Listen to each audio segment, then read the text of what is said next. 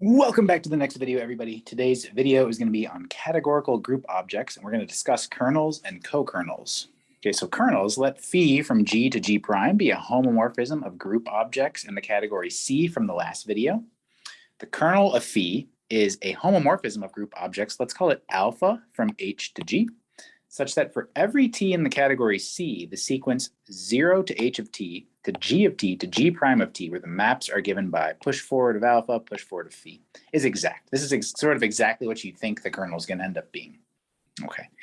Notice that H exists if the following fiber product exists in C.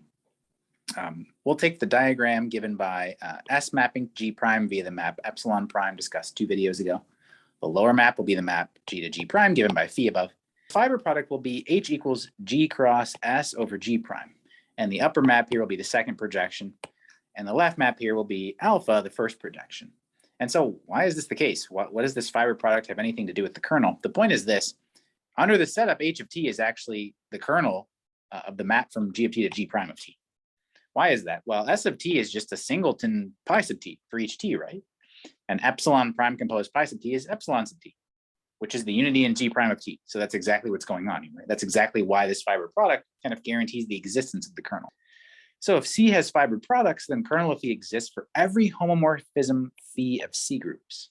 Okay, now, but since the kernel is a fiber product, it's a universal object, so it has a universal property, so it's unique up to unique isomorphism.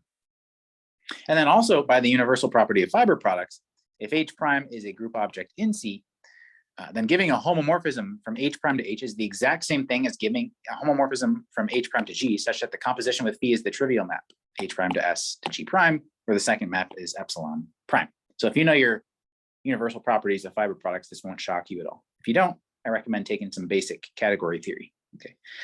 In other words, like, what am I saying? I'm saying the following sequence is exact. 0 to hom H prime to H, to hom H prime to G, to hom H prime to G prime. The exactness of this sequence is more or less exactly what I just said on this slide. Okay. How about cokernels? It's natural to wonder if cokernels can be made in a similar way, right? And the answer, unfortunately, is most certainly not. Even if you assume that the given map phi from G to G prime is an injective homomorphism of commutative group objects, the functor that sends t to the cokernel of phi sub t, which we'll define in this case as G prime of t mod phi of G of t, which is exactly what you would expect the cokernel functor to be. The problem is this is almost never a representable functor, even in these nice cases. If you've taken a basic course in scheme theory, though, this is reminiscent of how the naive cokernel of sheaves of abelian groups is only a pre-sheaf, and so you have to sheafify to actually get a sheaf. It's the same kind of idea. Okay, so what's the right approach for cokernels? Well, the next obvious attempt in creating cokernels is motivated by the construction of the kernel that we just did. Let's suppose our group objects are commutative, so we have some niceness here, and that we have a homomorphism of C groups phi from G to G prime.